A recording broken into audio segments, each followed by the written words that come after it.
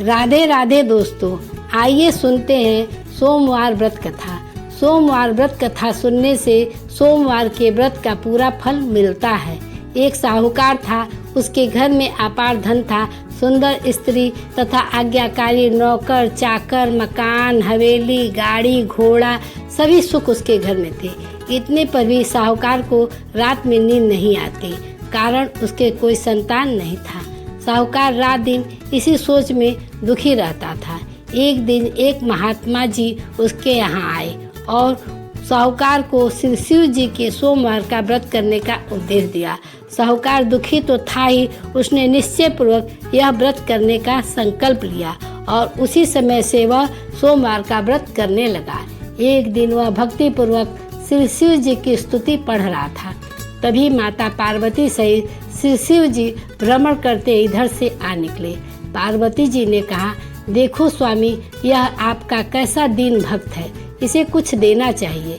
श्री शिव जी ने कहा, प्रिय, यह संसार है, यहाँ सभी दुखी अतृप्त याचक है, अतः आगे चलो। पार्वती जी को यह उत्तर अच्छा न लगा और वे कहने लगी, आपको अपने भक्तों पर भी स्नेह नहीं है। यदि ऐसा आपका व्यवहार रहा तो आपकी उपासना कौन करेगा? आपकी पूजा संसार से उठ जाएगी। अपने भला औघड़दानी नाम की लाज रखिए। पार्वती जी की बात सुनकर शिव जी बोले, सुनो, यह पुत्र विहीन है, इसके भाग्य में पुत्र का सुख नहीं है तथा यह दूसरी किसी चीज से राजी नहीं होगा।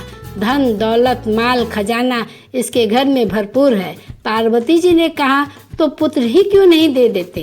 कर्म की रेखा का मेट मारना ही तो हमारा काम है। जो ऐसा न कर सके और जीव अपने ही कर्म का फल भोगता रहे तो फिर देवी देवता की संसार में क्या हो सकता है? शिव जी हंसे और कहे, स्त्री जाति कुछ सोचती नहीं है, केवल हट करना जानती है।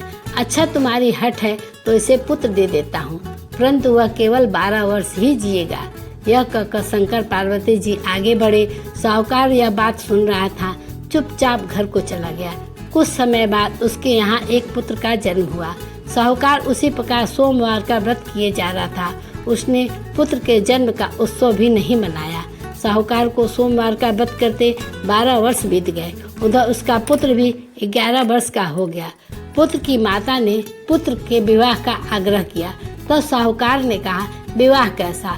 मैं तो इसे पहले विद्या पढ़ने काशी भेजूंगा।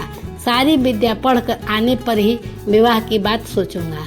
सेठ ने लड़के को उसके साथ बहुत सा धन देकर काशी जी की ओर रवाना कर दिया और कहा, बेटा, पैसे का मोह मत करना, लोभ मत करना, रास्ते में खूब अच्छी तरह पुण्य धर्म करते जाना और काशी में मेरा नाम मत डुबोना। पिता की आज्ञा ले वे चले। रास्ते में दान पुण्य करते जाते, ब्राह्मण भोजन अस्त्र वस्त्र दान करते, सोना चांदी विद्वानों और गरीबों को देते हुए जा रहे थे। रास्ते में वह एक पड़ाव पर ठहरे। वहाँ किसी राजकुमार की बारात विवाह की जा रही थी। वह भी रुकी थी। देव योग से राजा का पुत्र काना था और वे लोग किसी सुंदर बालक के तलाश में थे। साहूकार का पुत्र अति सुंदर था।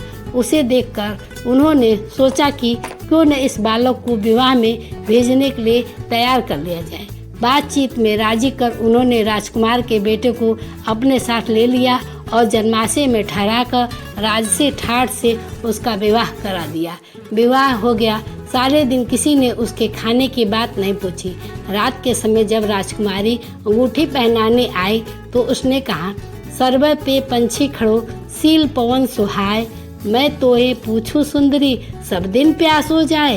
राजकुमारी बड़ी चतुर थी, तुरंत समझ गई और चट से दौड़कर बहुत से पकवान, शीतल सुगंधित जल की झारी ले आई और सोने के कटोरे में पानी पिलाया। रात को जब वो सो गई तो साहूकार के लड़के ने उसके आंचल पर पान की पीक से लिख दिया, नदी नाव संयोग भली, रहियो बात संभार, प्रात होत हम जाएंगे या नदिया के पार। सवेरे बारात विदा होने को हुई। तभी राजकुमारी ने अपने आंचल पर लिखे दोहे को पढ़ा और उसके कान खड़े हो गए। उसने अपने आए दूल्हे को ध्यान से देखा तो उसके आँख नहीं थी। उधर उसका मुख भी, रूप भी रात के राजकुमार जैसा न था। वह पालकी से उतर पड़ी और अपने पिता से कहा, पिताजी मेरे साथ धोखा हो रहा है। यह वह राजकुमार नहीं है जिसके साथ मेरी भौत पड़ी है। मैं इस काने राजकुमार के साथ नहीं जाऊंगी।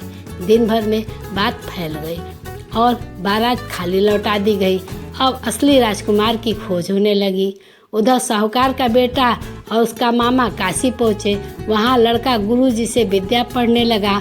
उसी अवसर पर उन्होंने एक बहुत बड़ा यज्ञ किया। यज्ञ में लाखों ब्राह्मण न्योते गए। ब्राह्मण भोजन का समय हो रहा था। साहूकार के लड़के के पेट में बड़े जोर का दर्द उठा। मामा जान गया। उसने अंदर कोठे में आराम करने को कहा। कोठे में लेटते ही लड़का मर गया। मामा ने देखा लड़का तो मर गया है। रोने धोने से ब्राह्मण भोजन रह जाएंगे तथा यज्ञ भी अधूरा रह जाएगा। अतः पहले यज्ञ का कार्य संपन्न करके देवता और ब्राह्मणों के साथ धन लुटा दिया जाए, तब इसी बात की खबर जाहिर की जाए।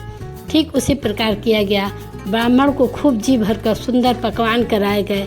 यज्ञ के देवता भूपति रुद्र को हाथी की सूंड के समान घी की धार यज्ञ कुंड में डालकर तृप्त किया गया। तभी पूर्णावती हुई। ब्राह्मणों ने यजमान को वेद मंत्रों से चिराई होने का आशीर्वाद दिया। यज्ञ की पूर्ति में स्वयं विश्वनाथ भगवान पार्वती जी के साथ पधारे। तब पार्वती जी ने धीरे से शंकर जी के कान में कहा, कुछ यजमान की भी खबर है? आप तो घी की धारा पीकर डकार ले रहे हैं। उधर कोठे में तो जरा देखो, यजमान मरा पड़ा है। ब्राह्मणों का वेद मंत्रों से दिया हुआ आशीर्वाद आपके होते हुए झूठा होना चाहता है। शिशु जी मुस्कराए। 12 वर्ष का समय पूरा हो गया है, अब उसकी आयु नहीं है।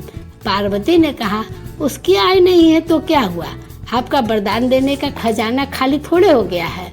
यह अनर्थ मैं नहीं देखूंगी, मैं तो जाती हूँ।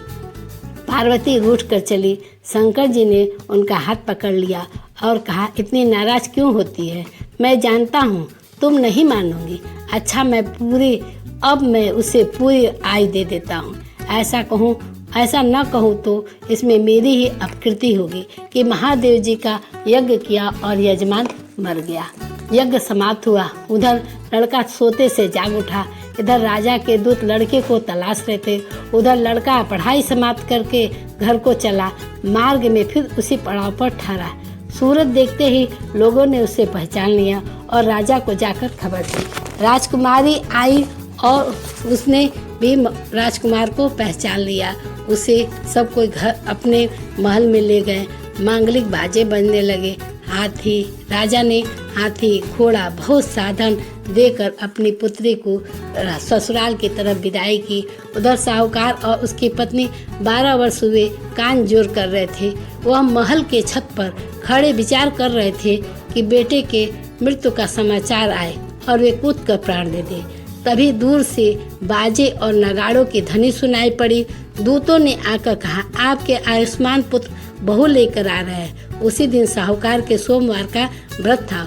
उसने जमीन पर पड़कर साष्टांग प्रणाम किया और दौड़कर आगे आकर अपने पुत्र को हृदय से लगाया। उस दिन साहूकार ने भगवान भोलेनाथ की बड़ी पूजा सुन ली और उसी प्रकार उसे सोमवार का अति दुर्लभ फल मिला। उस सोमवार के व्रत की भक्ति पूर्वक जिसने किया, उसके सारे दुख, दरिद्र, शोक, रोग, चिंता, बंधन कट गए और उसके घर में अपार सुख संपत्ति आए। इसलिए सोमवार की कथा जरूर सुननी चाहिए। हर हर महादेव। काशी विश्वनाथ की जय। हर हर महादेव।